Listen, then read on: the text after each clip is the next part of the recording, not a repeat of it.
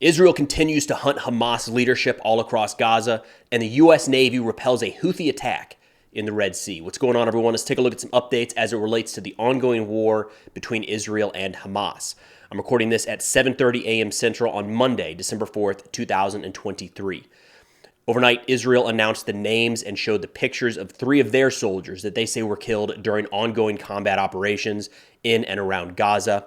The Gaza Health Ministry updated their casualty statistics, saying that 15,523 Palestinians have been killed since October 7th, with 41,316 wounded. A couple notes with these data points being presented. The Gaza Health Ministry is not an independent third party. That is not to speak to their accuracy or inaccuracies in the past, rather to let the viewers know here that that is not, a non-governmental organization of sorts. That is an organization controlled by, with that information vetted through Hamas before its publication. The increase in the number of killed and wounded there tracks with the volume of Israeli strikes that have taken place since the culmination of the ceasefire a few days ago. Finally, the Gaza Health Ministry does not break out military-age males or militants. So all of the Hamas fighters, all of the Hamas leaders that have been killed by Israel since October 7th are in that number, but we don't know how many that actually is. Then Israel said that an airstrike yesterday killed Hathaim Khwajari, which I probably butchered that name, who is the commander of Hamas's Shati battalion, who commanded some of the raids into Israeli territory on October 7th.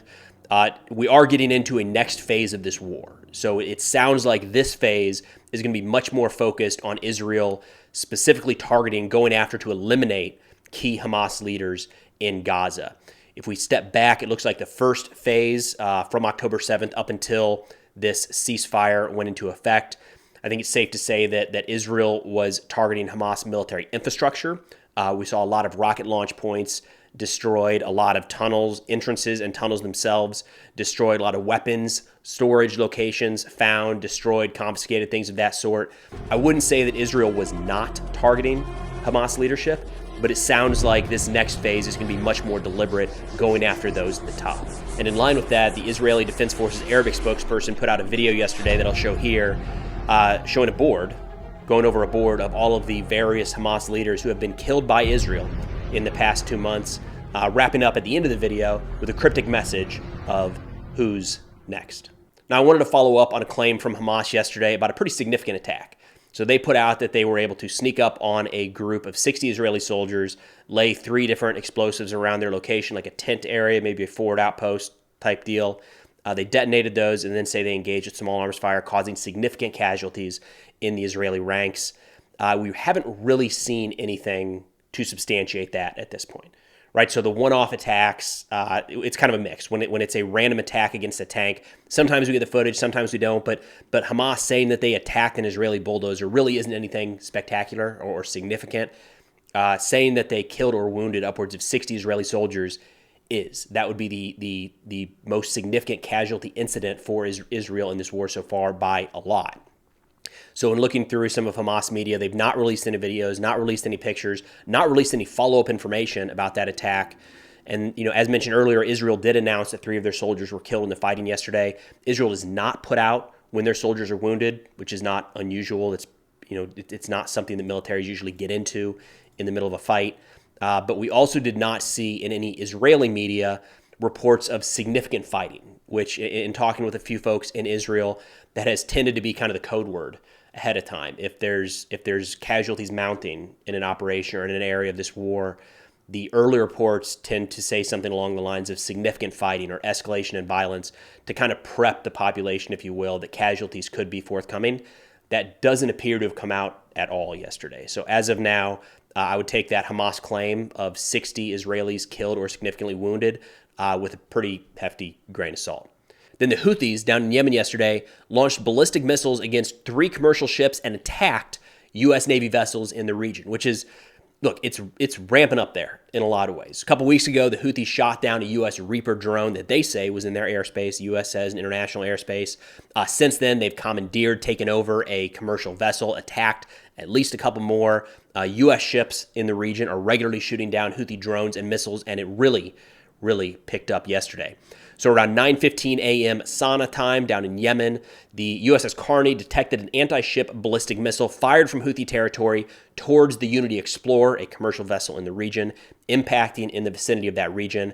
Then about 3 hours later, the Carney shot down a drone that was headed in their direction, although it's not clear as of this report if that Houthi drone, which they say did come from Yemen territory, if it was launched at the Carney or if the Carney was just en route to its eventual target. Then at 12:35, again, Sana time, the Unity Explorer reported that they were struck by another Houthi missile. The Carney went to assist and on their way engaged and destroy another Houthi drone that was launched in the direction of the U.S. vessel. Then at 3:30, another commercial vessel called the Number 9 was struck by a Houthi missile. Fortunately, they reported no damage or casualties.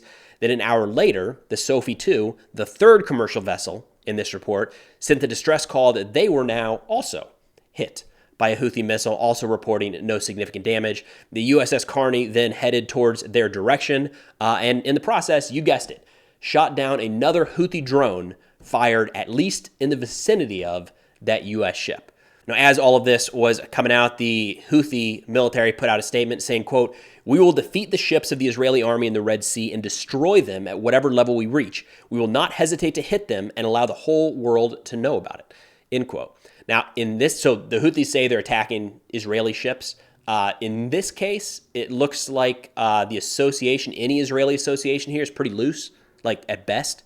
Like one of the ships was owned by a company where an Israeli sits on the board of directors, but it looks like, as of this reporting, maybe more information will come out later, it looks like that's the extent of the Israeli connection between like all three. So either way, you know, when we're looking at how this war could escalate, I think a lot of folks are looking at, myself included, at Lebanon to the north, the possibility of Syria or Iranian-backed militias to the east of Israel. Right now, the most significant escalation taking place in this war, the one that could lead to a broader regional or even global war, is happening around Yemen. The firing of ballistic missiles, not just at Israeli territory, but at commercial vessels, is significant. The firing of drones and or ballistic missiles at U.S. vessels in international waters in the region is also significant. Yes, last week we saw a detonation of sorts, no reports as to what may have caused that in Yemen at a supposed ammunition dump. But the more that we see these strikes from the Houthis against international targets, against civilian targets, and against U.S. military targets, gotta think there's some retaliation coming in the short term. Then sticking with U.S. military involvement in the region, yesterday, U.S. forces in Syria came under rocket attack from Iranian-backed groups or suspected Iranian-backed groups. And then later in the day, the U.S. carried out what they called a self-defense strike on an imminent threat in Iraq. So they say that an airstrike targeted a group of armed men that were staging a drone and missile launch site near Kirkuk, killing 5 militants. That number of 5 was, usually we don't get this, but we did get confirmation coming out through a statement from the Islamic resistance in Iraq. But that's all I got for now. Of course, if interested in national security subjects, be sure to check out the sit reps I put out on Substack. Link is in the description below. Substack now also has ad-free, sponsor-free videos published about 1 hour before they go live on YouTube. But thanks for watching. I'll see y'all next time.